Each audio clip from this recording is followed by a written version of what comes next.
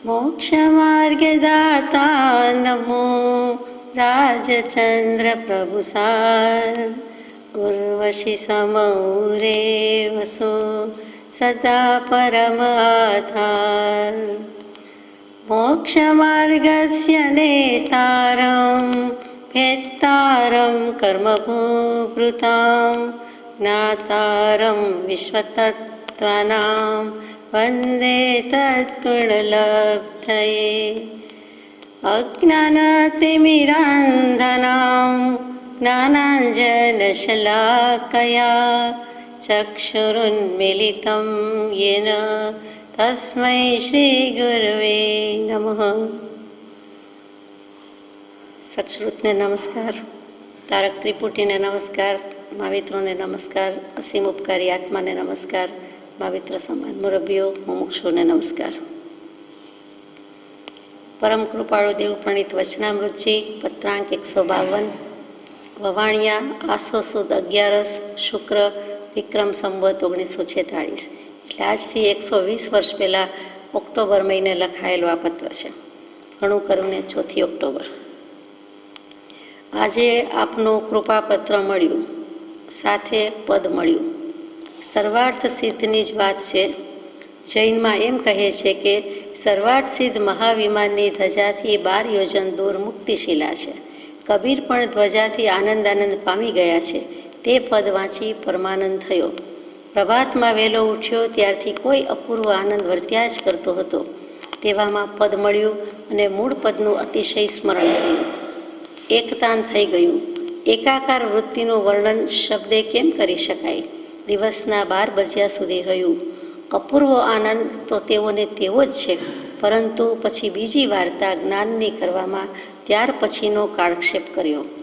કેવળ જ્ઞાન હવે પામશું પામશું પામશું પામશું રે કે કેવળ જ્ઞાન હવે પામશું એવું એક પદ કર્યું. હૃદય બહુ આનંદમાં છે. અહીંયા પત્ર પૂરો થાય છે. પરમ પૂજ્ય શ્રી સૌભાગભાઈને લખાયેલો પત્ર છે. ખબર પડી જાય તેવું છે. આજે આપનું કૃપાપત્ર મળ્યું. એ સૌભાગભાઈ પણ જે પત્ર લખે તે પત્રને કૃપાળુદેવ જેવા કૃપાળુદેવ કૃપાપત્ર કહે છે. આપણે તો સામાન્ય રીતે આપનો પત્ર મળ્યો કહીએ કે લખીએ. અહીંયા તો કૃપાપત્ર મળ્યું. પછી ઘણો આનંદ થયો અને સાથે પદ મળ્યું. શ્રી સૌભાગભાઈએ એક પદ મોકલ્યું છે જે આપણને મળી શક્યું નથી. આમાં ઉલ્લેખ નથી. હોઈ શકે તો શ્રી સાયલા આશ્રમમાં હોઈ શકે, ત્યાં સૌભાગભાઈના પત્રોનો ખજાનો ઘણો હોઈ શકે, તેમાં આ પદ પણ હોઈ શકે છે. સર્વાર્થ સિદ્ધની જ વાત છે એટલે પૂછે છે કે સર્વાર્થ સિદ્ધ વિમાન શું? સર્વાર્થ સિદ્ધની જ વાત છે એટલે અહીંયા સર્વાર્થ સિદ્ધ નામનું કોઈ પુસ્તક નથી. સર્વાર્થ સિદ્ધ નામનું જે કંઈ છે તે વિમાન છે. તે કયું વિમાન છે? તો કે 4 ગતિમાં દેવલોકમાં વૈમાનિક દેવો એ ઊંચી કોટીના દેવો, તેમાં પણ 12 દેવલોક, 16 દેવલોક, 9 ગ્રહવેગ, 9 અરુદેશ, 9 લોકોત્તર, એમ બધું કરતાં છેલ્લે 5 જે સર્વોત્કૃષ્ટ સર્વશ્રેષ્ઠ વિમાન છે તેનું નામ અનુત્તર વિમાન છે. અનઉત્તર સૌથી શ્રેષ્ઠ પરમોત્કૃષ્ટ તે 5 અનુત્તર વિમાન. જે ભવમાં જે વિમાનમાં રહેલા દેવોને હવે કાં તો એક જ ભવ છે અને કોઈને કદાચ 2 કે 3 ભવ છે. એમાં 5 અનુત્તર વિમાનમાં વિજય, વિજયંત, જયંત, અપરાજિત અને સર્વાર્થ સિદ્ધ આ 5 અનુત્તર વિમાનના દેવો છે. તે સર્વાર્થ સિદ્ધ સૌથી છેલ્લે છે. તેમાં જે કોઈ છે તેમને માત્ર એક જ ભવ બાકી છે અને ત્યાંથી સીધો મનુષ્ય ભવ અને સીધો મોક્ષ છે. પણ કહેવાનું તાત્પર્ય કે સર્વાર્થ સિદ્ધ મહાવિમાન કહી દીધું, સૌથી શ્રેષ્ઠ મોટામાં મોટું, અને તેની ધ્વજાથી 12 જ યોજન દૂર સિદ્ધશિલા છે. પણ દેવગતિ માનો દેવ જઈ શકતો નથી. એટલું જ વેંતનું છેટું રહી જાય, હાથ વેંત આઘું રહી જાય, અથવા તો 1-2-5 ફૂટ દૂર રહી જાય, તેવી રીતે 12 યોજન જ દૂર છે. છતાં સંસારમાં પરિભ્રમણ માટે, એક ભવના ભ્રમણ માટે પણ આવવું પડે છે. એ એક જોવાની વાત છે. તો સર્વાર્થ સિદ્ધ મહાવિમાનની ધજાથી 12 યોજન દૂર મુક્તિશિલા એટલે કે સિદ્ધશિલા છે. કબીર પણ ધ્વજાથી આનંદ પામી ગયા છે. એટલે એવું કંઈક પદ મોકલ્યું છે સૌભાગભાઈએ કબીર સાહેબનું કે જે પદમાંથી એમ લાગ્યું કે સિદ્ધશિલાની જ વાત છે, દેવલોકની જ વાત છે, અને છેવટે જે વર્ણન કર્યું છે કે સિદ્ધશિલામાં સિદ્ધાર્થમાં શું કરે છે, કેવી રીતે રહે છે, ક્યાં ગયેલા છે, એની સ્થિતિ શું છે, જે આપણે કાંઈ જાણતા નથી. જે કંઈ વર્ણન છે તે શાસ્ત્રોમાં હોય તે ખરું, એ બધું કંઈક પદમાં આવી જાય છે એવું પદ મોકલ્યું છે. જે પદ વાંચીને કૃપાળુને આનંદ તો થયો, અને એમાં એમ પણ લખ્યું કે કબીર સાહેબ પણ ધ્વજાથી આનંદ પામી ગયા છે. તો કબીર સાહેબનો ભાવ કબીરજી તરીકેનો જે થયો, પછી સરવાળ સિદ્ધ વિમાનમાં ગયા હોય અને ત્યાંથી એમણે કાંઈ લખીને મોકલ્યું અથવા કોઈને મોકલ્યા એમ તો નથી. અહીં બેઠા જેમ આપણે પણ વાંચીએ છીએ, સાંભળીએ છીએ અને કાંઈક લખીએ કે પદ લખીએ, તેવી રીતે કબીર સાહેબે જે પદ લખ્યું હતું પહેલાં તે પદની વાત છે. અહીંયા ગેરસમજ ગફલત ઘણી જગ્યાએ વર્તે છે, એટલે કહેવાનું તાત્પર્ય છે કે સરવાળ સિદ્ધ વિમાનમાં પહોંચી ગયા છે, કબીર સાહેબની ગતિ ત્યાં છે અને ત્યાંથી લખે મોકલે છે તેમ નથી. તેમણે રચેલા પદમાં એ ધ્વજાના વર્ણનથી, સિદ્ધશિલાના વર્ણનથી આનંદ પામી ગયા છે. જેમ આપણે પણ સિદ્ધશિલા બોલતા સાંભળતા એકદમ આનંદ સ્વરૂપ થઈ જઈએ, તેવી રીતે વાત છે.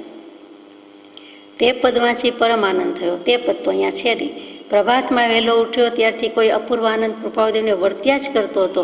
આસો સુદ 11 વિજયાદશમીમાં જાણે કે રાગ દ્વેષ વગેરે અંતરંગ હરિ ઉપર વિજય મેળવી દીધો હોય આગલે દિવસે, અને બીજે દિવસે શું સ્થિતિ હોય તો કે એ વિજયની કંઈક લહેરકી આનંદ બધું તો હોય જ, તે સમયે હોય તે પછી પણ હોય. એટલે સવારથી જે આનંદ વર્ત્યા જ કરતો હતો, પાછું જ લખ્યું છે. અને ભૂતકાળ પણ કેવો મૂક્યો છે, વ્યસ્તન ભૂતકાળ, ચાલુ ભૂતકાળ, જે બધું કયો તે, એટલે વર્ત્યા જ કરતો હતો. વૃત્તિ વહે નિજ ભાવમાં પરમાર્થે સંકેત, અને વૃત્તિ વહી નિજ ભાવમાં થયો અકર્તા ત્યાંય. તો એવા ભાનમાં આ પદ મળ્યું અને મૂળ પદનું અતિશય સ્મરણ થયું અને એકતાન થઈ ગયું.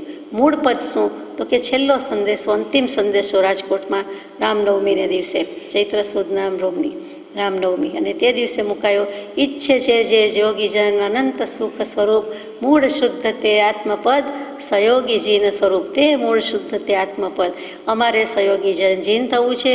મનુષ્ય દેહે પરમાત્મા છીએ. નિશ્ચલ આ જીવ, આ દેહ, આ ભવે વિતરાગ થઈ શકશું, સંપૂર્ણ વિતરાગ થઈ શકશું એવો નિશ્ચલ અનુભવ છે. કૃપાળુદેવ જુદા જુદા પત્રમાં પોતા સંબંધી મૂકે છે. તે દશા આવીને ઊભી રહીએ તેવું લાગે છે કે આ પદ મળ્યું. અને મૂળ પદ કે જે સયોગી જીન પદે મુખ્ય છે, આત્મપદે મુખ્ય છે, એ આત્મા થઈને ક્યારે રહે છે? પરિપૂર્ણ રીતે nothing but knowledge, pure knowledge, એકમાત્ર કેવળ જ્ઞાન, એકમાત્ર આત્માનું સેવન કેવન, કેવળ નિજ સ્વભાવનું અખંડ વર્તે જ્ઞાન, સ્વભાવ પરિણામી જ્ઞાન, તે કેવળ જ્ઞાન, શુદ્ધ જ્ઞાન. અને એક જ વસ્તુ હોય તો શુદ્ધ જ હોય, બીજી બધી અશુદ્ધિ હોય નહીં, કોઈ રહેતી જ નથી. તો એવું શુદ્ધ જ્ઞાન, અને એ મૂળ પદ છે. પણ પછી તો યોગી અવસ્થાને સિદ્ધ પરમાત્મા થઈ જાય છે. મન વચન કાયાના યોગ સહિત સદેહે જીન, સદેહે પરમાત્મા, તેની વાત ચાલે છે. અને તે સહયોગી જીન પદનું સ્મરણ થયું કે તે ખરેખર તો કીધેલું છે દરેક યોગીજનને ત્યાં જ જવું છે, તે અનંત સુખધામમાં સિદ્ધશિલામાં જવું છે. અને તેના માટે મૂળ પદ તે સહયોગી જીન સ્વરૂપ. નથી સિદ્ધાર્થમાં આપણને કેવા આવતા, નથી અયોગી જીન કેવા રહેતા. કહે છે કોણ, શીખવાડે છે કોણ, બોધ કોણ આપે છે, બોધનો ધોધ કોણ વહાવે છે તો કે તે ત્રયોદશી તીર્થંકર અથવા ત્રયોદશી ગુણસ્થાન વર્તી કેવલી ભગવંત આપે છે. એટલે ત્યાં તીર્થંકર દેવ, સમવસ્ત્રણ દેશના, તે બધાની વાત આવી. કેવલ જ્ઞાની પ્રભુની વાત આવી કે કેવલી પ્રરૂપિત ધર્મ, એટલે તે જે કાંઈ છે તે કેવલ જ્ઞાનની બલિયારી છે, સહયોગી જીનની બલિયારી છે, સદેહે વિચારમાં પરમાત્માની બલિયારી છે. એટલે એવા મૂળ પદનું પાછું સ્વાભાવિક યાદ આવ્યું નહીં, થોડું ઘણું યાદ આવ્યું એમ નહીં, ખાલી સ્મરણ થયું એમ નહીં, અતિશય સ્મરણ થયું. અતિશય શબ્દ જ મજાનો. અતિ વત્તા શી એટલે સૂઈ જવું, ઊંઘી જવું. બધી અતિ જ્યાં પાણી ભરે છે, બધી અતિ જ્યાં સૂઈ જાય છે, તેનું નામ અતિશય. આપણી ભાષામાં જેટલું અતિ અત્યંત બધું હોય તેની પણ સીમા આવી જાય. હદ મેં રહે સો માનવી, બેહદ રહે જો સાધ. હદ દો હદ, હદ બે હદ દોનો તજે, તાકા મત અગાધ. એટલે જો હદમાં મર્યાદામાં કરતું હોય તો તે માનવ ધર્મ, માનવ કરી શકે, મુમુક્ષુ કરી શકે, કેટલીક દશા થતા સુધી કરી શકે. પછી સાધુપણું આવે એટલે એને બેહદ થઈ જાય છે. અનહદ કહીએ તેમ બેહદ કહીએ છીએ. પછી હદ બેહદ દોનો તજે, તાકા મત અગાધ, એટલે એવું કાંઈ જ રહેતું નથી. ચારે પુરુષાર્થનો ઉલાળ્યો થઈ જાય છે, અવધૂત દશા આવી જાય છે, પરિપૂર્ણ નિર્ગંધ દશા આવે છે, કેવલ જ્ઞાન દશા થાય છે, તે છેવટની દશા છે. એટલે ત્યાં કાંઈ રહેતું નથી, તેમની વાત મૂકેલી છે. તે મૂળ પદનું અતિશય સ્મરણ થયું, એકતાન થઈ ગયું. એકાકાર વૃત્તિનું વર્ણન શબ્દે કેમ કરી શકાય? આપણે ગમે તેટલું કહીએ પણ કેવળ, નિજ સ્વભાવ, અખંડ, જ્ઞાન, ધારા શબ્દો શબ્દ જ છે. ભાવ, પરિણમન કોઈ ઓર વાત છે, અલૌકિક વાત છે. એ વર્ણનમાં આવી શકતું નથી, લેખીનીમાં આવી શકતું નથી. હમણાં જે તાકામત અગાધ કહ્યું એ પણ બંને હાથ તજી જાય છે, છોડી જાય છે એટલે ક્યાં રહીએ છે? તો કે કેવલ જ્ઞાની થઈ જાય છે, અગાધ જ્ઞાનનો સાગર થઈ જાય છે. તેને શબ્દમાં કેવી રીતે લાવીએ? જે પદ શ્રી સર્વજ્ઞ દીઠું જ્ઞાનમાં કહી શક્યા નહીં, પણ તે શ્રી ભગવાન જો અથવા તો ભગવંત જો તે સ્વરૂપને અન્ય વાણી તે શું કહે? અનુભવ ગોચર માત્ર રહ્યું તે જ્ઞાન જો. ક્યાં સુધી રહી છે એકાકાર વૃત્તિ? એકતાંતા આવી ગઈ છે. 48 મિનિટ સુધી રહી છે. કેવી રીતે રહી છે? તો કે દિવસના 12 બજ્યા સુધી રહ્યું. આપણે વડીલો પાસેથી ઘણીવાર બજિયા શબ્દ સાંભળ્યો છે. 5 બજ્યા છે, 6 બજ્યા છે. હવે તો બોલાતો નથી, કેટલા વાગ્યા એમ જ કહીએ છીએ. તો દિવસના 12 વાગ્યા સુધી આ દશા રહી. સવારથી ઉઠ્યા ત્યારથી આનંદમય છે. આગલા દિવસનો અદ્ભુત આનંદ છે. અને ત્યાર પછી 12 વાગ્યા સુધી રહ્યું. તો રહ્યું પછી જતું રહ્યું. તો લખે છે કે અપૂર્વ આનંદ તો તેઓને તેવો જ છે, એમાં કોઈ ફરક પડ્યો નથી. ક્ષાયિક સમ્યક તો હોય, નિરંતર પ્રતીતિ રહેતી હોય, તો એમાં પછી કાંઈ કહેવાપણું હોય નહીં. પરંતુ બીજી કેટલીક જ્ઞાનની વાર્તા કરવામાં ત્યાર પછીનો કાળક્ષેપ કર્યો. કેટલીક બીજી જ્ઞાન ગોષ્ઠી કે જ્ઞાન સંબંધી જ વાત કરવામાં, એટલે કે સ્વાધ્યાય, સત્સંગ, ભક્તિ, પોતે પોતાની સાથે તો એમ, બીજા કોઈ સાથે તો એમ, ત્યાર પછીનો કાળક્ષેપ કર્યો. એટલે કે કાળ વ્યતીત કર્યો. સમય તો જાય જ છે, એટલે ઢીલમાં પડ્યું નહીં, વિલંબમાં પડ્યું નહીં, એમાં પણ કાળક્ષેપ વપરાય છે. અહીંયા કાળક્ષેપ એટલે એ રીતે અમે કાળને થંભાવી દીધો એમ પણ નહીં. કાળ તો વહે જ છે, કાળને રાખી મૂક્યો. ક્ષિપ મૂક્યો, ફેંક્યો, રાખ્યો, નાખ્યો. ટૂંકમાં આ રીતે સમય નિર્ગમન કર્યો. પછી કેવલ જ્ઞાન પામશું, પામશું, પામશું રે એવું એક પદ કર્યું. એટલે કૃપાળુદેવે રચના કરી છે. એ પદ આપણને કમભાગે મળી શક્યું નથી. એ પદ જો હોય તો સાયલા મંદિરમાં હોઈ શકે છે. હજુ સુધી મારા ખ્યાલ પ્રમાણે પ્રકાશિત કે સાંભળવામાં આવ્યું નથી, એટલે ન પણ હોય. હૃદય બહુ આનંદમાં છે. સૌભાગભાઈનું પદ જરૂર હોવું જોઈએ સાયલા મંદિરમાં. કેવળ જ્ઞાનવાળું પદ હોય વા ન હોય, હૃદય બહુ આનંદમાં છે. તો હૃદય આનંદમાં જોઈને દેખીતી જ વાત છે. આપણે વાંચીએ, સાંભળીએ તો એ હૃદય આનંદમાં આવી જાય. તો જે વ્યક્તિ પરિણમે છે, તત સમયની પર્યાય તે રીતે પરિણમતી હોય, તેવી યોગ્યતા, લાયકાત, તાકાત બધું હોય, પછી એની વાત જ શું કીધી જાય. હવે આપણો પ્રશ્ન આવે છે કે પદ કયું એ વિચારવાનું છે. કબીર સાહેબે જે લખ્યું છે પદ, તે તો ક્યાંકથી મળી શકે ને, વાંચવામાં આવી શકે ને. તે પદની વાત કરવાની છે. તે પહેલાં આપણે વિચારીએ કે કબીરજી કે કબીર સાહેબ કોણ થઈ ગયા કે જેને સૌભાગભાઈ અને કૃપાળુદેવે અહીંયા યાદ કર્યા છે. આમ તો આપ જાણો જ છો કે મિડિવલ ઇન્ડિયાનો જમાનો જુદો જ હતો. તે મધ્યયુગીન ભારત, મધ્યકાલીન ભારત, અને તે વખતે આ કબીરજીનો પ્રાદુર્ભાવ થયો છે. કે કાશી જેવું કાશી, એટલે વાણા અને રસી, અસી એ બંનેના તટે આવેલું છે. તે આપણે પંચકલ્યાણક પૂજામાં ગઈકાલે પરમ દિવસે વાંચ્યું, સાંભળ્યું. તો તે જ કાશી, જેને બનારસ કહીએ છીએ, તે યુપીમાં આવેલું બનારસ બધા જાણે છે. તે કાશી હિન્દુ વિશ્વવિદ્યાલયથી પ્રખ્યાત, તે માલવણિયાજીએ બનાવેલું હતું. તે કાશીમાં પશ્ચિમ તરફ એક લહરતારા નામનું તળાવ છે, આજે પણ છે. અને ત્યાં કબીરજી પ્રગટ થયા હતા. એ કોઈ માતા પિતાની કુખે, માતાની કુખે જન્મ્યા તેવું વાંચવા સાંભળવામાં આવતું નથી. તો મનુષ્ય જન્મ કંઈ અદૃશ્યપણે આકાશમાંથી ઉતરે એમ પણ નથી. એટલે એવા કોઈ ચમત્કારમાં ન માની લેતા વિક્રમ સંવત 1455ની વાત છે. ત્યારે નીરુ જુલાહા એટલે કે વણકર અને પોતાની સ્ત્રી નીમા એને આણું વડાવીને લઈ આવતા હતા. એટલે કે પોતે પોતાના જ પત્નીશ્રીને કન્યા તો નહીં કહેવાય, પણ એને તેડવા ગયા હતા અને પહેલી જ વાર આણું વડાવીને આવતા હતા. એ વખતે પાછું જતાં, પોતાના ઘરે જતાં નીમાને તરસ લાગી. એટલે કહ્યું કે આટલામાં પાણી હોય તો સારું. ત્યારે કંઈ વોટર બેગ, પીચર, જગ કંઈ સાથે ફેરવતા નહીં હોય, થર્મોસ લઈ જતા નહીં. નદી, નાળા, તળાવ, સરોવર આવે અને પાણી પી લેવાનું. તો પાણી પીવા નીમા પોતે જ ગઈ અને ઉતરી.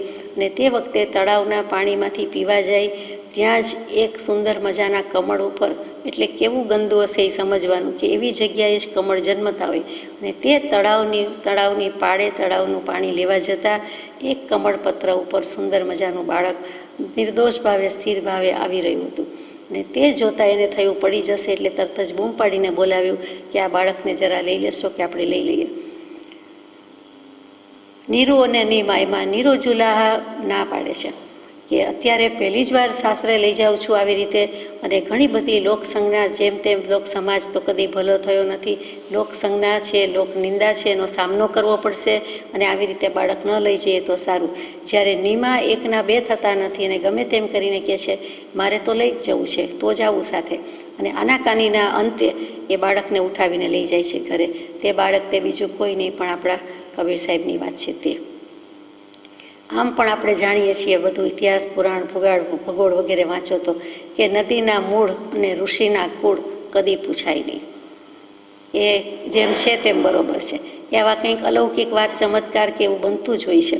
વિક્રમ સંવત 1642માં ત્યાર પછીની વાત છે. આ 1455માં જન્મ થયો અને વિક્રમ સંવત 1642માં નાભા ભગત થઈ ગયા. નાભાજી ભગત કહીએ છીએ, કૃપાદેવે સ્થાન આપ્યું છે વચનામૃતજીમાં. તો એ નાભાજી ભગતે ભક્તમાળ કરીને બહુ સુંદર ગ્રંથ લખ્યો છે. એમાં કબીર સાહેબનો મહિમા ઘણો ગાયો છે. હિન્દુ મુસ્લિમ બંને માટે જેણે સમપ્રમાણ બધું લખ્યું છે અને કહ્યું છે તે બતાવ્યું છે. આત્માની વાત હોય એટલે આત્મા હિન્દુ નથી, મુસ્લિમ નથી, વાણિયો નથી, બ્રાહ્મણ નથી, પટેલ નથી, તો ત્યાં પછી કાંઈ ગચમત સંપ્રદાય તો આવે જ ક્યાંથી? પણ હિન્દુ અને મુસ્લિમ બંનેની આટલી એકતા દ્યોતક કોઈએ મૂકી હોય તો એકમાત્ર કબીર સાહેબે મૂકેલું છે. વિક્રમ સંવત 1600માં દાદુ સાહેબ, દાદુજી કહીએ છીએ તે પણ થઈ ગયા, દાદુ દયાળ કહીએ છીએ. એનું પણ મોટું નામ છે, સુંદરદાસજીના ગુરુ હતા તે. અને તેમણે પણ કબીર સાહેબનું ઘણું બધું લખ્યું છે. કહેવાનું તાત્પર્ય કે આ બધા જ કબીર સાહેબ પછી થયા છે. આઈને અકબરીમાં જ્યારે લખવામાં આવ્યું બધું દિલ્હીમાં અકબર વખતના સમયમાં, અને તેમાં પણ ઘણી બધી વાત મૂકી છે કબીર સાહેબની, ઘણું એપ્રિસિએશન, કદર વગેરે છે. સિકંદર લોદી ઇતિહાસમાં થઈ ગયા, તેના સમકાલીન જો કોઈ હોય તો ત્યાં કબીર સાહેબ છે. સિકંદર લોદીએ પરીક્ષા કરવામાં કંઈ બાકી રાખ્યું નથી, અને તેમ છતાં સંતુષ્ટ થતા નથી. કબીર સાહેબ સફળ થતા જાય, પોતે અફળ રહેતા જાય, એટલે ખરાબ લાગતું જાય, વેરઝેર વધતા જાય, અને લગભગ 16 રીતે એમને મારી નાખવાના પ્રયાસ કર્યા હતા. એકેય પ્રયાસ સફળ થયો નહીં, એટલે કે બધું નિષ્ફળતાને જ પામ્યું. એટલે કે કબીરજી જીવી ગયા ત્યાં આયુષ્ય કર્મનો ઉદય બળવાન છે. મરી જ જાય, દેહ છૂટી જ જાય, એવી જ રીતે બધું કર્યું હતું, અને તેમ છતાં તેઓ જીવી ગયા છે. 120 વર્ષનું આયુષ્ય ભોગવી શક્યા છે. એટલે રામ રાખે તેને કોણ ચાખે? પોતે જ રામ સ્વરૂપ, અને એના કરતાં એ વિશેષ કે આયુષ્ય કર્મનો ઉદય, એટલે કાંઈ કોઈ વાળ વાંકો કરી શક્યું નથી. 52 જેટલી તો કસોટી કરી છે, 16 વખત મારી નાખ્યા છે, તો પણ મારી નાખવાનો પ્રયાસ કર્યો છે, તો પણ કબીર તે કબીર.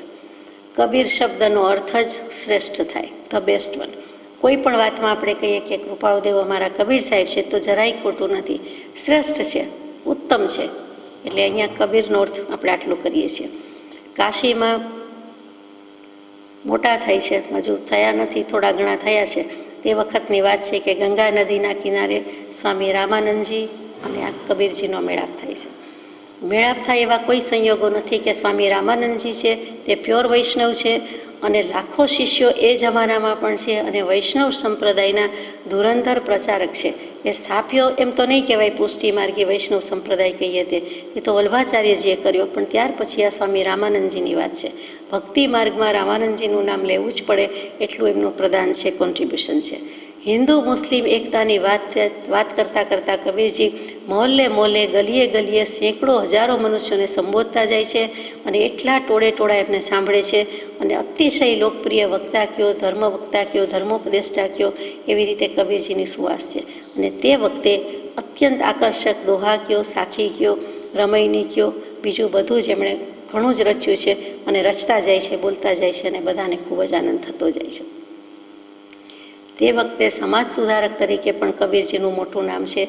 જે અંધશ્રદ્ધા હતી, જળ પૂજા હતી, કાશીના દંભી પંડિતો અને બીજી બાજુ કાજી, બધા પંડિતો અને કાજી જે દંભી શો ઓફ કરનારા અથવા તો કહેવા પૂરતા, નામ પૂરતા હતા, તે બધા ઉપર પણ ટીકાની ઘણી જડી વરસાવી છે. એટલે કબીર સાહેબ લોકપ્રિય પણ થતા જાય છે, પણ હંમેશા 5 જણ ચાહતા થાય એટલે 55 દુશ્મન તો ઊભા થતા જ હોય છે. પોતાને કાંઈ ફેર પડતો નથી, પણ સામે જેટલી લોકપ્રિયતા વધે છે તેટલી દુશ્મની પણ થતી જાય છે. તેવા પણ કેટલાક તે વખતે થયા છે, પણ કબીરજીને કોઈ ફેર પડતો નથી.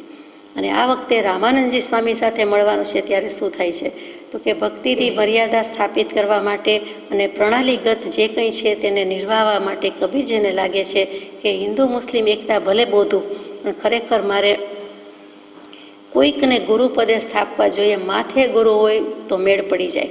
તો રામાનંદજી જેવાને હું ગુરુ કરું તો કેમ? આખો વૈષ્ણવ સંપ્રદાય તો માને છે, હું પણ માનું. જે મૂર્તિ પૂજામાં માનતા નથી, જળ પૂજામાં માનતા નથી, અંધશ્રદ્ધામાં માનતા નથી, પણ ગુરુની પ્રણાલિકા, ગુરુ તત્વ છે તો એને કરું તો કેમ એમ વિચારે છે. રામાનંદજીને ગુરુ કરવા કેવી રીતે? એ સીધી રીતે તો માને તેમ નથી. એટલે કબીરજીને થયું કે હવે કંઈક યુક્તિ કરું.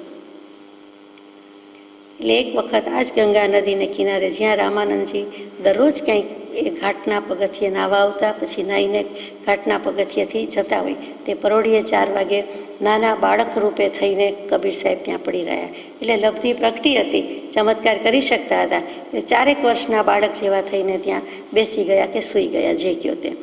ત્યાં સ્વામીજી દરરોજ આવતા એ ખબર હતી, અને ઘાટ પરથી જ પસાર થાય એટલે બરાબર ત્યાંથી પસાર થાય છે, ત્યાં એવી રીતે જ સૂતેલા છે, પાછા સૂઈ ગયા છે એટલે કોઈ કાંઈ કહી શકે નહીં. એટલે પહેલાં બેઠા પછી સૂઈ ગયા, એટલે તેને કોઈ ઉઠાડે નહીં, તેને કોઈ સ્પર્શ કરે નહીં.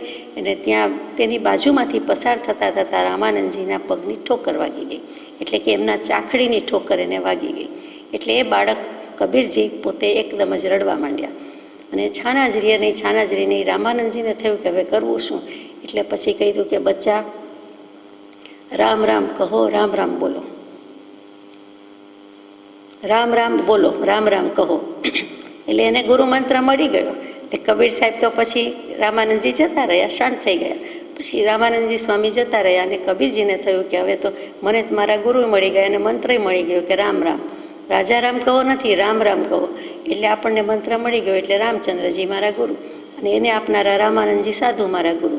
એટલે બધાને કહેવા પણ માંડ્યા, મને તો આજે ગુરુ મંત્ર મળી ગયો, મને આજે મંત્ર મળી ગયો. આનંદ વિભોર દશામાં બધાને કહેતા સમાજ ભેગો થયો. રામાનંદજી સ્વામીને કે આ કર્યું શું? બોલાવવામાં આવે છે કે તમે આને મંત્ર આપ્યો છે કે શું કહ્યું છે? તો કે મેં કોઈને મંત્ર આપ્યો જ નથી. તો કે આવું જુઠ્ઠું બોલે છે, એટલે એને બોલાવવામાં આવે છે. હવે રાજાની આજ્ઞા હોય તો આ તો સ્વામીજીની આજ્ઞા, એટલે જોરદાર બધું થાય છે.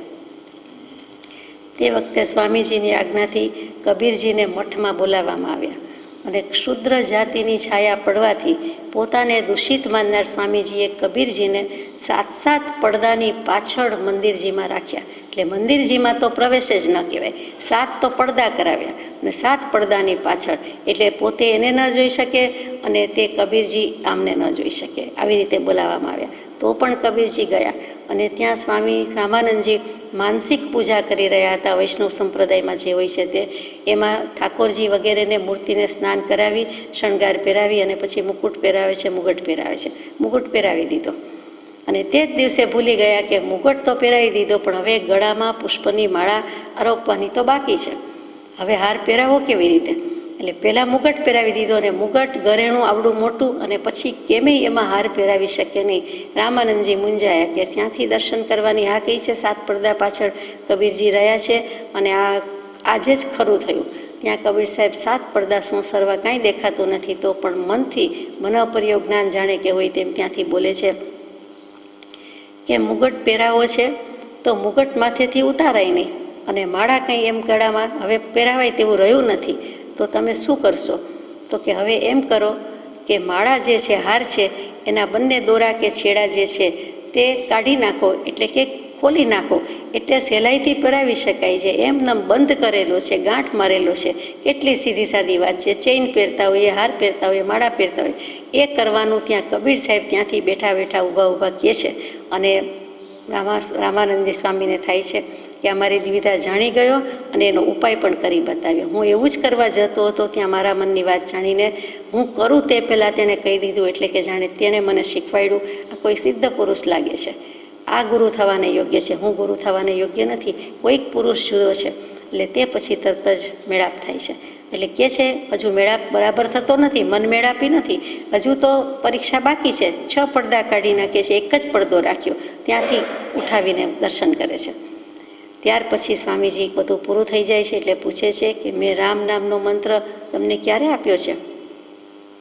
તમારો દાવો છે કે રામ નામનો મંત્ર આપ્યો છે. જબ હમ પોઢે થે ગંગા કે તીરા, ઠોકર લાગી હમારા શરીરા, તબ તુમ રામ મંત્ર હમ દીના. અમે બાળક થઈને સૂતા હતા, એટલે સમજી ગયા, પોઢેથી જ કહે છે. તો પછી કહે છે સ્વામી રામાનંદજી કે એ કંઈ તમે નહોતા, 4 વર્ષનો બાળક હતો. એટલે એટલું બોલે છે ક્યાં છે ત્યાં તો કબીરજીએ પાછું 4 વર્ષના બાળકનું રૂપ લઈ લીધું અને તે જ વખતે સ્વામીજીના અંકમાં ગોદમાં ખોળામાં સ્થાન લઈ લીધું. બેસી ગયા નહીં પણ સૂઈ જ ગયા. જે પોઝિશનમાં ગંગાના ઘાટ પર સૂતા હતા એવી રીતે ખોળામાં સ્થાન લઈ લીધું. પછી રામાનંદજી સમજી જાય છે, હેતથી પ્રેમથી બાળકને ઉઠાવે છે, ઊભું કરે છે અને પછી કબીરજી તરત જ પાછા મૂળ સ્વરૂપમાં પ્રગટ થઈ જાય છે. બધાએ આ તાલ જોયો, આ ખેલ જોયો, જે કંઈ કયો તે જોયો. અને ત્યારે પછી રામાનંદજી સ્વામી કહે છે કે ગુરુજી સમજ પકડો મોરી બાઈ, જો બાલક જુનિયા ખેલે સો બાલક હમનાઈ. રામાનંદજી સ્વામીએ કીધું કે બાળક હતું ને એ વખતે તો, ને આ તો તમે મોટા છો, એટલે કે અમે કેવા બાળક હતા કે જો બાલક જુનિયા ખેલે સો બાલક હમનાહી. તો પોતે કેવા બાળક છે? ઘૂઘરા રમતા બાળક નથી. તો હમ તો હે સતકા સોદા, હમ તો લે આયે હે સતકા સોદા, પાખંડ પૂજત નાહી. આ તમે બધા પાખંડી છો અથવા તો જેને તેને પૂજો છો એને પૂજનારા નથી. એટલે કે સત લઈને આવ્યા છીએ અને સતલોકના વાસી થવાના છીએ, પણ આ બધું નથી. સમજ હોય તો સમજો ગુરુજી, નાતર હોય બિગારા, કહે કબીર સુનો રામાનંદ ગુરુ, એ શીખ લેવું અમારા. આટલી શિખામણ લેવી હોય તો અમારે કહેવાનું છે. આટલું બોલીને પાછા ચરણ કમળમાં નમસ્કાર તો કરે જ છે. એટલે એ સ્વીકારે કે ન સ્વીકારે? એટલે કબીરજીને રામાનંદજીમાં કોણ કોના ગુરુએ કેવું વસવું પડે. હકીકતમાં સ્થૂળ દૃષ્ટિએ દીક્ષા ગુરુની રીતે એ કબીર સાહેબના ગુરુ રામાનંદજી સ્વામી છે, પણ આ બાજુ વણકર ને આ બાજુ વૈષ્ણવ, ક્યાંય મિયા મહાદેવને મેળ પડે નહીં એવી વાત. અને તેમ છતાં કબીરજીએ એમનું શિષ્યત્વ સ્વીકાર્યું, રામાનંદજીએ જાણે કે એમનું સ્વીકાર્યું છે. છતાં સિનિયોરિટી કાઉન્ટ્સ અને દીક્ષા મંત્ર પોતે આપ્યો છે એટલે પોતે મોટા એમ રામાનંદજી ગણે છે. અને કબીરજી સાથે સાથે બધે લઈ જાય છે. પ્રધાન શિષ્યોમાં સ્થાન આપ્યું છે એટલે કબીરજીને શિષ્ય કહેવાના રહ્યા આપણે. એટલે જે કોઈ બધા શિષ્યો હતા અસ્તિત્વમાં એ વખતે, એમાં પણ મુખ્ય શિષ્ય પટ્ટ શિષ્ય પાછળથી પણ જેટલા થયા એમાં કબીરજીને જ પટ્ટ શિષ્ય કર્યા. અને એ જ કબીરજી આગળ જતા બીજા પણ કેટલાક શિષ્યો પોતે કરતા નથી પણ લોકો આવે છે અને તે પર્યટન કરતા ફરતા ઘણી બધી વાત બને છે ચમત્કાર લબ્ધિની, એમાં આપણે જતા નથી. ઘણું બધું પ્રગતિ પણ એટલી છે, આત્માની આબાદી છે, ઉન્નતિ છે, આત્મા સંબંધી જ બધી વાત છે, પદો મૂકેલા છે. તેમ કરતાં કરતાં હિન્દુસ્તાનમાં ઠેક ઠેકાણે પર્યટન કરતાં છેવટે ગુજરાતમાં નર્મદા નદીના કિનારે ભરૂચથી 10 માઇલ આમ તેમ, ભરૂચથી આમ જુઓ તો દૂર ને આમ જુઓ તો નજીક, એટલે ત્યાં એક જગ્યાએ આવ્યા. અને ત્યાં આવીને 2 ભાઈઓ મળ્યા. જે ભાઈઓના નામ જીવાભાઈ અને તત્વાભાઈ. એ નામ જ જીવ અને તત્વ ઉપરથી જીવા અને તત્વ. તે બંને ભાઈઓ કાશી બનારસ અભ્યાસ કરીને આવેલા હતા. કોઈ સદગુરુની સત્પુરુષની ખોજમાં હતા, વર્ષોથી ત્યાં રહેતા હતા. પછી એમ થયું કે કોઈ મળતું નથી પર્યટન કરતાં કરતાં, એટલે પોતે જ ભરૂચમાં નર્મદા નદીના કિનારે તત્વ અને જીવા બંને ભાઈઓ રહે છે. પણ લીધું છે, પ્રતિજ્ઞા લીધી છે કે જે કોઈ નર્મદા નદીના કિનારે સાધુ સંતો આવે તેનો વયાવચ કરવો, તેમની પરીક્ષા કરવી અને કોઈક સદગુરુ મળી જાય તો એના ચરણ કમળમાં સમર્પણ કરીને જીવી જવું. પણ કોઈ લાગતું નથી. તે વખતે આ કબીર સાહેબ આવી પહોંચે છે અને કબીરજી આવતા જ જે પ્રતિજ્ઞા 2 ભાઈઓએ લીધી હતી, કેવી લીધી છે કે કોઈ સંત પુરુષના ચરણ કમળ મને એવા મળે કે વડની સૂકી ડાળી જે કંઈ થઈ ગઈ છે તે લીલી થઈ જાય તો તેને હું ગુરુ માનું. એવો કોઈક ચમત્કાર પુરુષ લીલી થાય ને લીલી કે ઉગે એમ નહીં, પણ પીળી થઈ ગયેલી વૃદ્ધાવસ્થાને આરે પહોંચી ગયેલી હોય એ નવયૌવન થઈ જાય તેમ માગે છે. કબીર સાહેબ આવ્યા એટલે જે મહેમાન ગતિ આદર સત્કાર કરવાની પહેલાં પણ બધાને આદત હતી, આજે પણ ક્યાંક ક્યાંક છે, તો એ પગ ધોઈને વાત છે જે ચરણોદક, એટલે પહેલાં પ્રવેશ કરતાં પહેલાં પ્રણામ કરતાં પહેલાં એમના પગ ધુએ છે અને પછી જે ચરણોદક છે એ બધું જ એ વૃક્ષ પર ડાળી ઉપર છાંટ્યું કે તરત જ પીળામાંથી લીલું. એટલે તે ચમત્કારથી એને એમ થઈ જાય છે અહો મારા સદગુરુદેવ પધારી ગયા છે. મેં જે પ્રતિજ્ઞા કરી હતી, એટલે ઉપાદાનની બળવત્તરતા હોય એટલે આવા ભાવ થાય, આવા અભિગ્રહ ધરે, આવી કંઈક તૃષ્ણા ઈચ્છા સેવે અને તેમાંથી પછી સંતોષ થઈ જાય, તેનું નામ ઉપાદાન અને નિમિત્તનો સંયોગ. બંનેની પરિપક્વ અવસ્થા થઈ અને કબીરજી ત્યાં ઊભા રહી ગયા, ત્યાં ઉપદેશ આપ્યો અને ઘણી બધી વાત થઈ. અને જે વિસ્તાર વધ્યો તે જે વડ હતું તેની વડવાઈ આજે 600 વર્ષના વાણા વહી ગયા છે તો પણ તેમ જ છે. બરાબર ને? મેં પડી ગયો સાંભળ્યો નથી. શુક્લ તીર્થ કહીએ છીએ તેની આ વાત છે, આ ભરૂચ પાસેના શુક્લ તીર્થની વાત એ આજે પણ છે.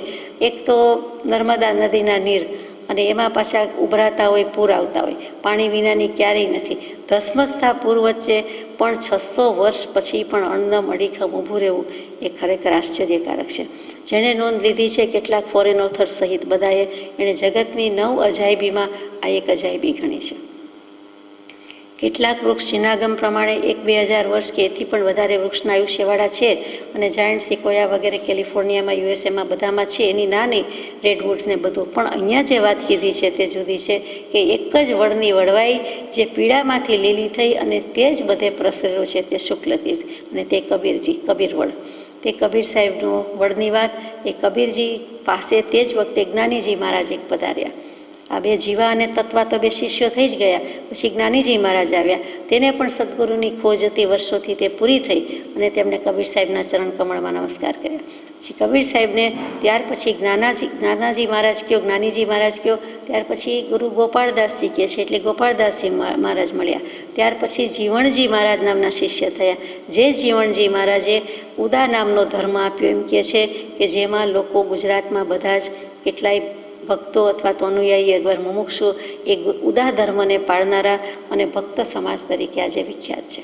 એટલે જેની પણ આપણે કેટલાય કબીરપંથી સંપ્રદાયમાં આપણે કોઈની સરનેમ લાસ્ટ નેમ ભક્ત હોય છે, દાસ હોય છે, તે આ ભક્ત સમાજ. અને કૃપાળુદેવને કબીર સાહેબનું એટલું મહાત્મ્ય હતું, એવી જ રીતે ભક્ત સમાજનું પણ હતું. તે વખતે તો જેટલા હોય તે જે હોય તે, એટલે આ એક ભક્ત સમાજની વાત હતી. અને આજે પણ સમાજ સુધારક એવા કબીરજી હોવાથી જેની ઇતિહાસે નોંધ લીધી છે, ગુજરાતીઓએ નોંધ લીધી છે, તો તે સમાજમાં આજે પણ આવો કડીકાળ હોવા છતાં કેટલીક સરળતા, ભદ્રિકતા વગેરે ગુણો એટલા જ રહ્યા છે. જે કંઈ શો ઓફ કરવાનો છે, દંભ ડોળ છે, સારું દેખાડવાની વૃત્તિ છે, એ તો એ સમાજમાં લગભગ નહીવત છે. બાકી કડીકાળનો પ્રભાવ અંશે બધે હોય, પણ ફેર તે ફેર. એટલે સમાજ સુધારક તરીકે પણ કબીર સાહેબનું ઘણું મહત્ત્વનું પ્રદાન છે. એ જ કબીર સાહેબ આટલો બધા વાદ વિવાદ હિન્દુ મુસ્લિમના હોય તેમ છતાં પણ એકતાના જ મંડાણ કરાવે છે, અને બધા જ એકી અવાજે કબીર સાહેબ અમારા છે એમ માને, એટલે કેટલું બધું કહેવાય. તો ત્યાંથી કાઠિયાવાડ તરફ પણ પધાર્યા છે. ત્યાં પણ ક્યાંક ક્યાંક કબીર સાહેબના પગલાં, આશ્રમ નાનું નાનું કંઈ જોવા મળે છે. તે પછી નોર્થમાં ઉત્તર તરફ ચાલ્યા ગયા. અને જ્યારે કાઠિયાવાડમાં પધાર્યા છે ત્યારે જૂનાગઢ ગિરનાર ઉપર પણ પધાર્યા છે. અને ગિરનાર ઉપર ભૈરવનાથની શિલા પાસે પાદુકાજી છે, તે કબીર સાહેબના છે. એટલે ત્યાં પણ એમને સ્થાન મળેલું છે. પછી ઘણું બધું લખ્યું છે, તે બધાની વાત હવે લઈએ. તે પહેલાં જે એન્ડ કેવી રીતે થયો તે વાત છે કે કાશીનું મરણ વખણાય, સુરતનું જમણ વખણાય. તો કાશીનું મરણ એટલા માટે વખણાય કે કાશીમાં જો દેહ છૂટે તો સમાધિ મરણ અથવા તો મુક્તિ જ મળે, જેને આપણે સમાધિ મરણ કહીએ છીએ. તે સમાધિ જ થાય, સમાધિ મરણ થાય, અને મોક્ષ કે મુક્તિ જ મળે. આજે માનનારાનો પાર નથી, ત્યારે પણ હતા. આવું સાંભળ્યું એટલે કબીર સાહેબને થયું કે કાશીમાં તો ન મળવું, ન જ મળવું. એટલે ત્યાંથી થોડેક દૂર મગહર નામનું ગામ છે, આજે પણ છે.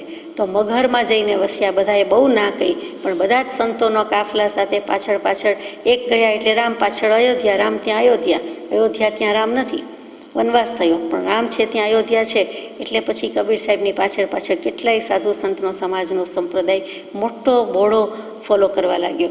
એમાં નાથ બાવાજીનો સંપ્રદાય જે મોટો આજે પણ છે ને કહેવાય છે કે નવનાથજીને, નાથ બાવાને, તે બધા જ પણ કબીર સાહેબના સાનિધ્ય અને સત્સંગ માટે પાછળ ચાલ્યા. તે મગહર ગામમાં પહોંચ્યા પછી વિક્રમ સંવત 1575 અને માગસર સુદ 11 મૌન એકાદશી જેવો મહાપર્વનો દિવસ, કે જે દિવસે ભગવદ્ ગીતાજીનો પણ રચના થઈ છે. અર્જુનજીને શ્રી કૃષ્ણજી એ માગસર સુદ એકાદશીના દિવસે, એટલે કે મૌન એકાદશી આપણે કહીએ છીએ, તે દિવસે એને ગીતાજીનો ઉપદેશ કરેલો છે. તેવી જ રીતે તે દિવસે 150 તીર્થંકર પ્રભુના કલ્યાણક થયેલા છે. અત્યાર સુધીમાં 150 તીર્થંકર, એટલે આ 24ની અપેક્ષા એ તો 24 જ થાય, પણ કુલ જે કાંઈ ગણીએ તેમાંથી 150 એક જ દિવસ એટલો મહાપવિત્ર કયો, તે માગસર સુદ 11 અને મૌન એકાદશી કરીએ છીએ તે દિવસે આટલું બધું હોવાથી એનું મહાત્મ્ય છે. તે સત્સંગના સ્થાન પર ગયા, બેઠા, અંદર ગયા, અને બહાર આવ્યા જ નહીં. ચાદર ઓઢી લીધી, કહીને કર્યું છે, સમાધિ લઈ લીધી છે, અને નિજ સ્વરૂપમાં લીન થયા. ત્યાં કબીર સાહેબ. એટલે વિક્રમ સંવત 1455થી વિક્રમ સંવત 1575, એટલે 120 વર્ષનું આયુષ્ય ભોગવીને ત્યાં એ સ્વર્ગે ગયા, મોક્ષે ગયા. આપણે કાંઈ કહી શકતા નથી. મોક્ષે ગયા એમ નથી કહી શકતા, પણ સ્વર્ગે ગયા કયો, સર્વાર્થસિદ્ધ વિમાન સુધી ગયા હોય, તે જે હોય તે. પણ ત્યાં તેમનો દેહ ત્યાગ થયો. તે વખતે હિન્દુઓના એટલે કે કાશી નગરી છે એના નરેશ વીરસિંહજી વાઘેલા પહોંચ્યા, પધાર્યા કે હવે મોટા માણસ એટલે આવા પ્રસંગમાં તો હાજરી આપે જ, તો કે ચાલો હવે અગ્નિ સંસ્કાર કરવાનો છે આવા મહાપુરુષનો. અને આ બાજુથી ગોરખપુર વગેરેના નવાબ હતા, કોઈ પઠાણ, તે પણ પહોંચી ગયા છે. આ વીરસિંહ છે અને આ કોઈક વીજળી ખાં પઠાણ છે. એ બંને ભેગા થાય છે ને બંને ઝઘડો મોટો કરે છે. અને એ ઝઘડામાં પછી કે ગેબી વાણી કે આકાશવાણી થાય છે કે ચાદર ઉપાડી જુઓ, ત્યાં તો માત્ર પુષ્પનો ઢગલો જ છે. એક કે અગ્નિ સંસ્કાર કરવા છે, એક કે અગ્નિ સંસ્કાર કરવા નથી, અમારી પ્રણાલિકા પ્રમાણે અમારે ભૂમિમાં લઈ જવા છે, એટલે ભૂમિ શયન કરાવવું છે, એમ કરીને લઈ જાય છે. પણ લઈ જવા જાય છે તો મોટો ઝઘડો છે, પણ જ્યાં જુએ ત્યાં એટલે કે અંદર તો જુઓ, ખરેખર કબીર સાહેબ જ જાણે પ્રગટ અપ્રગટપણે બોલતા હોય તેમ કે અંદર તો જુઓ કે શું છે, કોણ છે, આત્મા ચાલ્યો ગયો છે, દેહ પણ રહ્યો નથી, જુઓ. અને જે ચમત્કાર હોય તે પણ ફૂલના ઢગલા સિવાય કાંઈ નહોતું. બંને એ ભાગ પાડ્યા, અડધા અડધા ફૂલ લઈ ગયા, હિન્દુ સમાજ, મુસ્લિમ સમાજ, અને બંને આજે એકી અવાજે એને સ્તુતિ કરે છે, ભક્તિ કરે છે. અને અડધા ફૂલમાંથી કેટલાકે સમાધિ વગેરે સ્થાન મંદિર બંધાવ્યા, બીજા અડધા ફૂલમાંથી બીજાએ બંધાવ્યા. એટલે બંને સમાજ એકી અવાજે જેને ગાય છે એવો ઉદાર વિશાળ મહામના કેવી દશા હશે કે જેથી કરીને બંનેને આટલું માન સન્માન હોય. આપણે દેવચંદ્રજી મહારાજ થઈ ગયા છે, એને શ્વેતાંબર દિગંબર સંપ્રદાય બંને માન્ય કરતા હતા. સ્થાનકવાસી દેરાવાસી એટલું જ માન્ય કરતા હતા. 300-350 વર્ષ પહેલાંની જ વાત છે. તો એવી રીતે કોઈ વિરલા યુગ પુરુષ થઈ જાય છે એ સમજવાનું છે. અને જ્યાં ફૂલ ને બધું હતું તે પ્રમાણે સમાધિ સ્થાન ગોઠવી દીધા, બનાવી દીધા છે. આ કબીર સાહેબની બહુ જ ટૂંકમાં વાત. હવે આપણે જે મુખ્ય વાત સાથે અનુસંધાન લેવાનું છે તે કે એવું કયું પદ લખ્યું હોય, તો કે કબીર સાહેબનું થોડું ઘણું અધ્યયન કરીએ તો એમાં કોઈ પદ એવું લાગે, તો એકાદ પદ એવું લાગે ખરું આપણને કે એમાં એમણે આવું કંઈક લખ્યું હોય, એ વિચાર કરીએ. शून्य के बीच में बिमल बैठक जहाँ सहज स्थान है गेब केरा नवो मुकामय हंस जब पहुँचिया पलक बेलंब हिया कियो डेरा. ઝૂલણા છંદમાં મૂકેલું છે એમણે. તો શૂન્ય કે બીચ મેં, હવે આપણે ગુજરાતીમાં જ વાત કરીએ કે તે વખતે જે ભાષા હોય તે, તો કે તેની આગળના નવા મુકામમાં જ્યારે હંસલો પહોંચ્યો, તેની આગળના એટલે દેવલોકની વાત ચાલે છે. ધીમે ધીમે જાણે કે શ્રેણીબદ્ધ રીતે જતો જાય છે ત્યારે તેણે થોડી વાર વાસો કર્યો. એ ધામ તે ઉર્ધ્વલોકના શૂન્ય પદની મધ્યમાં આવેલા નિર્મળ આસન પર બિરાજમાન સહજનું રહસ્યમય સ્થાન છે. સહજ શબ્દ કબીર સાહેબે વાપર્યો છે, કુંદકુંદાચાર્ય વાપર્યો છે, કૃપાળદેવે વાપર્યો છે. ત્રણેય ક, અને ક એટલે બ્રહ્મા, ક એટલે જ્ઞાન, કથી શરૂઆત થાય એટલે કથી શરૂ થાય છે, અથી શરૂ થતો નથી. મૂળાક્ષર એ ક એટલે જ્ઞાન, એક એક અક્ષરના અર્થ થાય એવી મજાની દેવ ભાષા, સંસ્કૃત ભાષા. તો અહીંયા હંસલો પહોંચે છે કેવી રીતે, તો કે આગળના નવા મુકામે જ્યારે હંસલો પહોંચ્યો ત્યારે, એટલે એક પછી એક વિમાન, દેવલોકના વિમાન જતાં જતાં થોડી વાર તેણે વાસ કર્યો, અને પછી ઉર્ધ્વલોકના શૂન્ય પદની મધ્યમાં એમાં આવેલું નિર્મળ આસન, એટલે આ સર્વાર્થ સિદ્ધ વિમાનની વાત હોય તેમ લાગે. અને તે ઉર્ધ્વલોકના શૂન્ય પદની મધ્યમાં આવેલા નિર્મળ આસન પર બિરાજમાન સહજનું રહસ્યમય સ્થાન છે. સહજ ઇન્વર્ટેડ કોમાસમાં મૂકેલું છે, એટલે કે શ્રી સહજ થાય છે. કૃપાળદેવ થયા છે શ્રી સહજાત્મ સ્વરૂપ.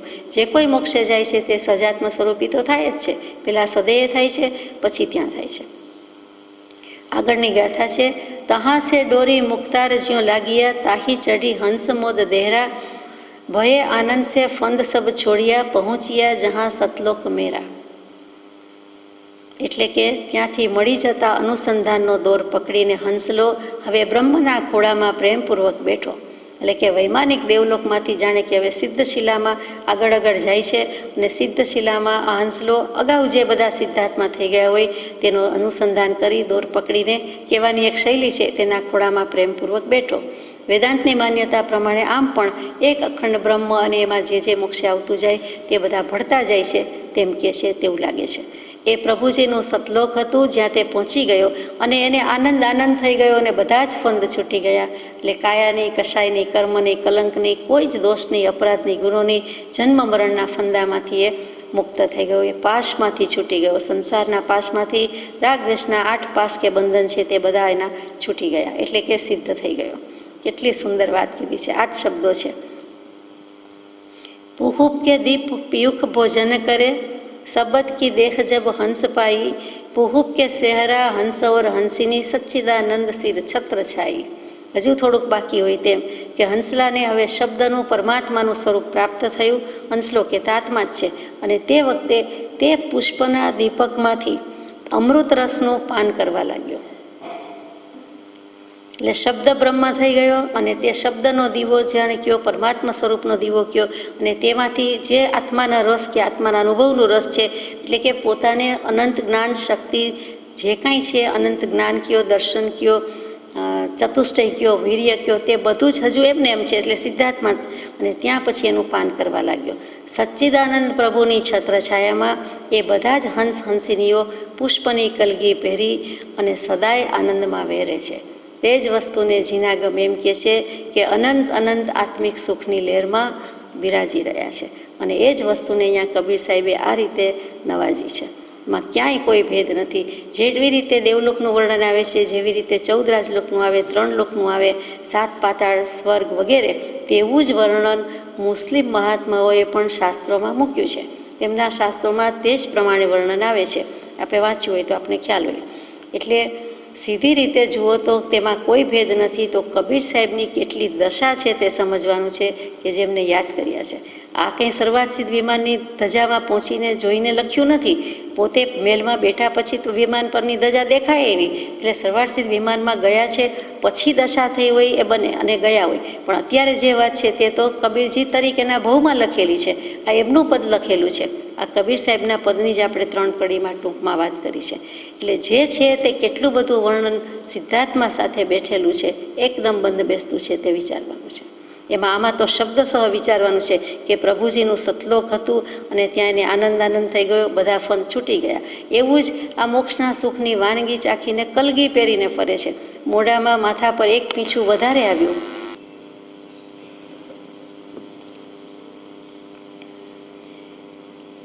કૃપાળુદેવે કેવળ જ્ઞાન પામશું પામશું એવું સુંદર પદ લખ્યું છે, તે તો આપણને મળી શક્યું નથી. એ આપણા કમભાગ્ય. પણ પરમ પૂજ્ય બ્રહ્મચારીજીએ પ્રજ્ઞાબોધમાં એક એવી જ લઈનું લખ્યું છે, પરબ્રહ્મ પદે લય લાગશે રે, લાગશે લાગશે લાગશે રે, પરબ્રહ્મ પદે પય લાગશે. રંગતાળી રંગતાળી રંગતાળી રે, રંગમાં રંગતાળી. એવી જ રીતે, એવી જ લઢણથી, એવી જ શૈલીથી લખ્યું છે.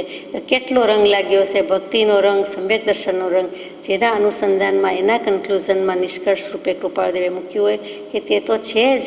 અજ્ઞાન યોગીપણું તો દેહ ધર્યો ત્યારથી જ નથી. સમ્યક દૃષ્ટિ તો છીએ જ. ક્ષાયિક, પછી શુદ્ધ સમકિત પ્રકાશુર્ય, એવી પણ દશા. બીજી બધી દશા છેવટે તો એમણે મૂકી જ દીધી કે અમે પરમાત્મા સ્વરૂપ થયા છીએ, બીજા શ્રી રામ અથવા શ્રી મહાવીર છીએ. અને ત્યાર પછી પણ પુરુષાર્થ તો અકબંધ સમય સમયે વર્ધમાનતાને પામે છે. તો વર્ધમાન સમકિત થઈ ટાળે મિથ્યાભાસ, ઉદય થાય ચારિત્રનો વિતરાગ પદવાસ.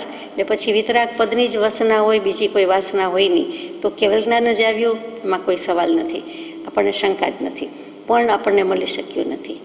એટલે અહીંયા આ પત્ર આપણે પૂરો કરીએ છીએ. આ તકે આપણા કબીર સાહેબને નમસ્કાર છે કે જેને કૃપાળુદેવે પણ યાદ કર્યા છે, જેમની દશાને યાદ કરેલી છે. પણ સ્પષ્ટતા પણ એટલી જ જરૂરી છે કે તેથી કરીને કંઈ તેઓ શ્રી સર્વાર્થ સિદ્ધ વિમાનમાં પહોંચીને લખે છે, અથવા તો સર્વાર્થ સિદ્ધ વિમાન સુધીની દશા થઈ ગઈ છે, એવું કાંઈ નથી. અથવા તો ત્યાં જઈને મોક્ષે ગયા ને જાણે ત્યાંથી દશા જોઈ લીધી છે, એવું કંઈ નથી. જાતે જઈ આવ્યા ને જોયું એમ નથી. આપણે USA, ઓસ્ટ્રેલિયા, યુરોપ ન ગયા હોય, આપણે એનું વર્ણન કરી શકીએ, મેપ લઈને બેસીએ, એના વિશે કેટલું બધું કહી શકીએ, એક એક સમયની વાત કરતા હોય એવું કહી શકીએ, તે પ્રમાણે બની શકે. પણ એથી કરીને આપણે જઈ આવ્યા, પહોંચી ગયા તેમ નથી. ભાવથી, શૈલીથી, લખાણથી પહોંચ્યા છે, કલમથી પહોંચ્યા છે. અને વહેલા મોડા પહોંચશે એમાંય લવલેશ શંકા નથી. કેમ કે એમણે પણ આનંદગંજી મહારાજની જેમ આત્મા જ ગાયો છે, બીજું કાંઈ નથી ગાયું. અને ઘણા બધા વચ્ચે તો વિઘ્નો આવ્યા છે, જેની વાત આપણે આજે લીધી નથી, પણ તેમ છતાં એ પાર ઉતરી ગયા છે. એ કે આત્મા જ હતું, ને આત્મા જ દેહને, આત્માના જે તાણાવાણાની પેઠે રહેલું છે, એમાં જે કંઈ વણકરનો ધંધો કે વ્યવસાય કરવો પડ્યો છે, એ વણતા વણતા એમણે એક એક તાંતણો જ જુદો પાડી દીધો છે. દેહ તે હું નહીં, ઇન્દ્રિય તે હું નહીં, ભાષા તે મારી નહીં, એકેય વર્ગણા તે મારી નહીં, હું એક આત્મા જ, એવો ભાવ તો એમને વેદાઈ જ ગયો હતો. એમાં પણ એમના સાહિત્ય પરથી સમજાય છે. ઘણું લખ્યું છે. એક કબીર સાહેબનો મોટો બીજક નામે ગ્રંથ છે. એમાં જે રમૈનીને બધું છે તો આપણને જલ્દી સમજાય તેવું નથી. અવળવાણી ઘણું બધું છે, ઘણું બોધ સૂચક છે. કોઈ જાણે કે સમજાવનાર નથી એવું લાગે. આત્માની વાત છે, એમના અતલ અતિ ઊંડાણમાંથી નીકળેલી વાત છે. ક્યાં ભણવા ગયા હતા, ક્યાં શીખવા ગયા હતા, ક્યાં જન્મ્યા, ક્યાં ઉછેર, કોણે પાલન પોષણ કર્યું, એમના વિશેની કેટલીક દંતકથાઓ પણ છે. તેમાં એમ આવે કે એમના પુત્ર કમાલે કર સાહેબ કી બંદગી, પછી કમાલ શબ્દ કેટલાક પદમાં આવે છે. તો એવું કોઈ સ્ત્રી, પત્નીશ્રી, પુત્ર, સંતાન, પરિવાર એવું એમના જીવનમાં હતું જ નહીં. જે લોકો લઈ બેઠા છે, લખી નાખે છે, છાપી નાખ્યું છે. હકીકતમાં તે આજીવન એકનિષ્ઠ બ્રહ્મચારી જ હતા, બાળ બ્રહ્મચારી જ હતા. એટલે કબીર સાહેબની દશા વખતે બહુ વિચાર કરવા જેવી વાત થઈ જાય છે કે એ વસ્તુ નથી એનું સમાજે સ્વીકાર કર્યો છે. બીજા કોઈ એવા જીવો સત્સંગમાં આવતા જતા, અગર તો કોઈ ઝૂંપડી બાંધીને રહેતું હોય ને બ્રહ્મચારીની બેન હતા અને એ પણ એનું કલ્યાણ કરવા લાગ્યા, તો આમને તો એવી કોઈ પડી નથી, પરવા નથી. તો એને એ લોહી નામની વાત છે, લોહી નામની વ્યક્તિની વાત છે. આ બાજુ કમાલની વાત છે. તો એવું કોઈ પુત્ર પત્ની શ્રી જેવું હતું જ નહીં. એ પણ વિચારવા જેવું છે. એ એક આત્મા જ હતો. સહજ આત્મ સ્વરૂપ પરમ ગુરુ.